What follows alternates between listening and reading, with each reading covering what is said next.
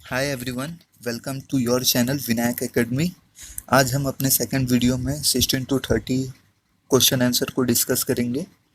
इसके पहले वाली वीडियो में हमने जून 2011 सीटेट का 1 to 15 क्वेश्चन आंसर डिस्कस किया हुआ है, आप उसे ज़रूर देख लें। चलिए हम अपना फर्स्ट क्वेश्चन देख रहे हैं। ग्रामीण क्षेत्रों में गाय के गोबर से झोपड़ी की दीवारों और फर्श को लीपा जाता है, उन्हें कीटों को दूर रखने के लिए। बी वाला है चिकना और साफ बनाने के लिए, गलत।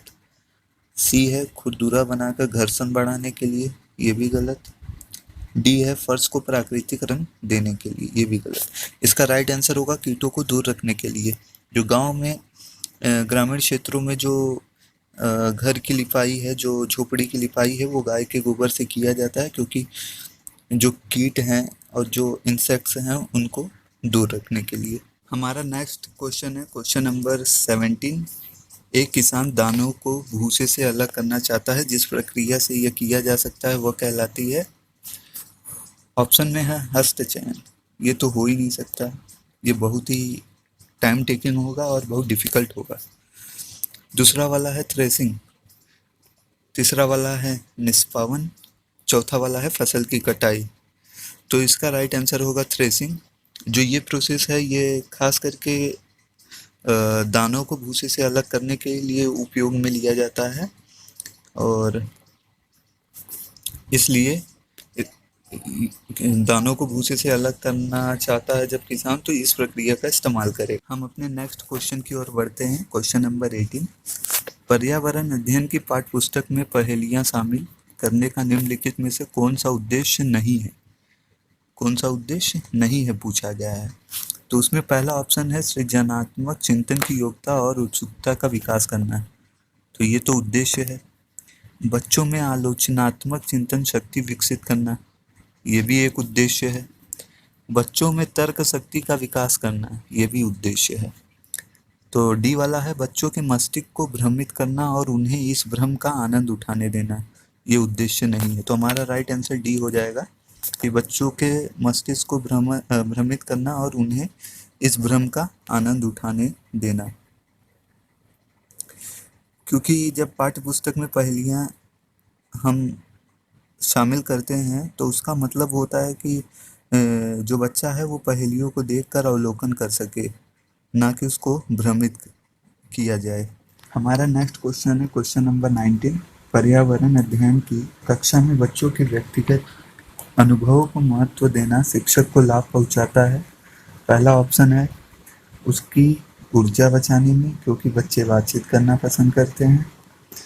सेकंड ऑप्शन है बच्चों के विशिष्ट अनुभव को जानने में। थर्ड ऑप्शन है बच्चों की भाषा और संप्रेषण कुशलताओं को सुधारने और परिमार्जित करने में। फोर्थ वाला है विमर्श को बच्चों के अनुभव संसार से जोड़ने और विमर्श व सीखने को बढ़ावा देना। तो हमारा राइट आंसर हो जाएगा डी वाला।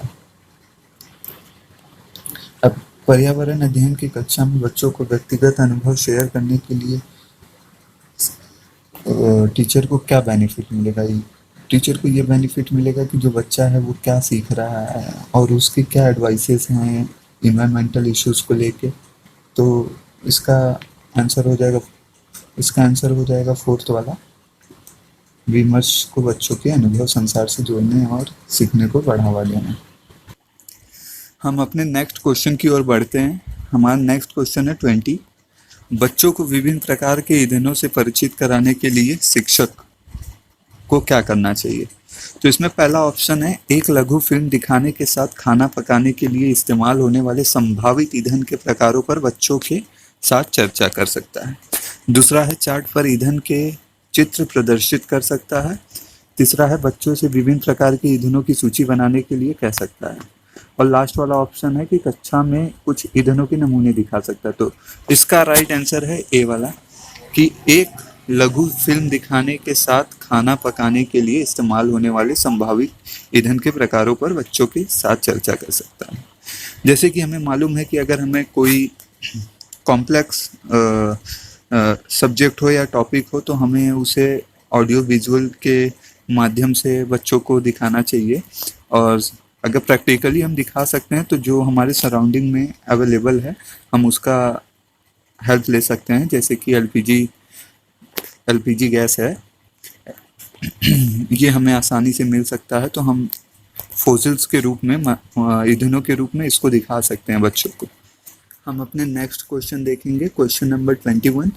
मानचित्र पढ़ने के लिए आवश्यक कौशल में शामिल है, इसमें ऑप्शन है स्थान, दूरी और दिशाओं की सापेक्ष स्थिति को समझने की योग्यता। दूसरा है ड्राइंग और पेंटिंग में विलक्षण कुशलता। तीसरा है ग्लोब पर स्थिति दर्शाने के लिए स्केच और गणनाओं का उपयोग करने की योग्यता। चौथा है अभिव्यक्तात्मक योग्यताओं को बाहर निकालने के लिए विलक्षण संप्रेषण कौशल। तो इसका राइट आंसर होगा स्थान, दूरी और दिशाओं की सापेक्ष स्थिति को समझने की योग्यता।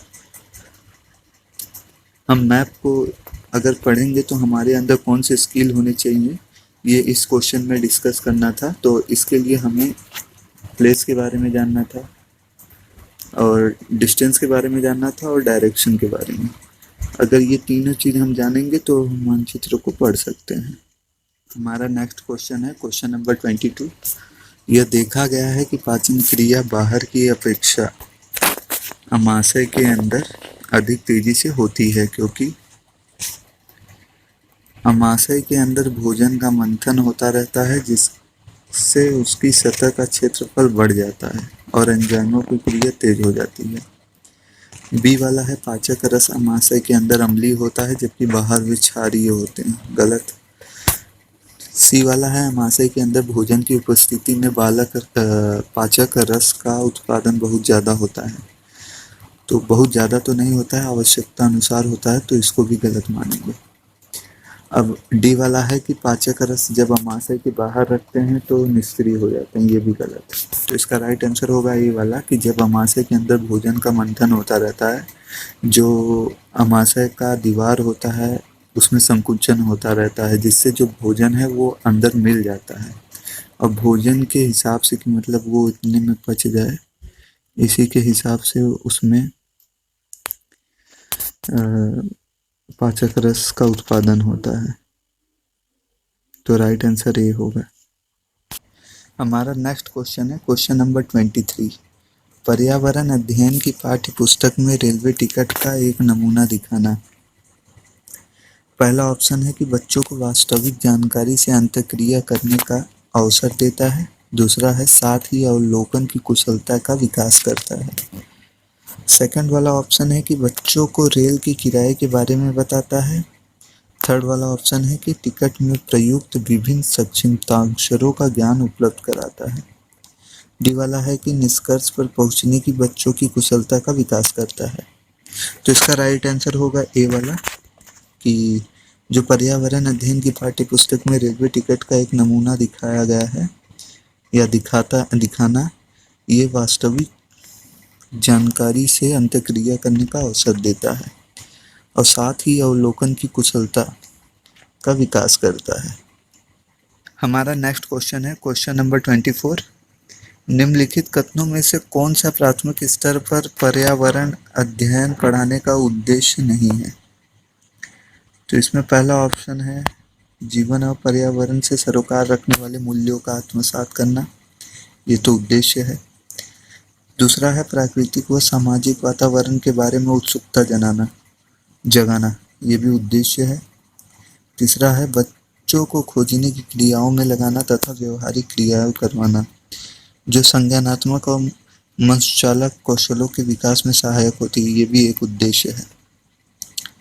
और फोर्थ वाला है बच्चों पर आंकलन के लिए शब्दावली और परिभाषाओं का बोझ डालना, ये गलत है, ये कोई उद्देश्य नहीं है।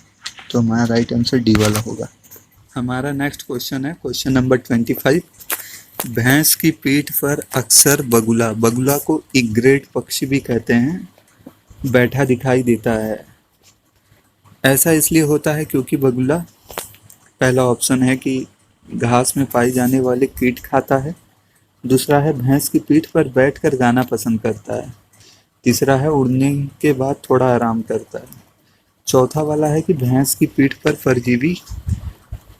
परजीवी कीट खाता है। तो इसका राइट ऑप्शन हो जाएगा डी वाला, कि जो भैंस की पीठ पर पैरासाइट इंसेक्ट होता है, जो भैंस की पीठ पर बैठकर पैरासाइट पैरासाइट क्या होता है कि ऐसे कीट जो दूसरे पे निर्भर हों, मतलब उसके या तो खून चूसकर या तो अन्य चीज़ों पर निर्भर होकर अपना जीवन यापन करते हों। तो इसका राइट ऑप्शन हो जाएगा डी वाला, भैंस की पीठ पर परजीवी कीट खाता है। हमारा नेक्स्ट क्वेश्चन है क्वेश्चन नंबर 26। निम्नलिखित में से कौन से प्राथमिक विद्यालय में पर्यावरण अध्ययन पढ़ाने का उद्देश्य निरूपित है? तो इसमें पहला ऑप्शन है विद्यालय में बच्चों के अनुभवों को बाहरी दुनिया से जोड़ना, ये एकदम सही है। बी वाला है बच्चों को तकनीकी शब्दावली और परिभाषाओं से परिचित कराना। सी वाला है पर्यावरण अध्ययन से संबंधित तकनीकी शब्दों का आंकलन।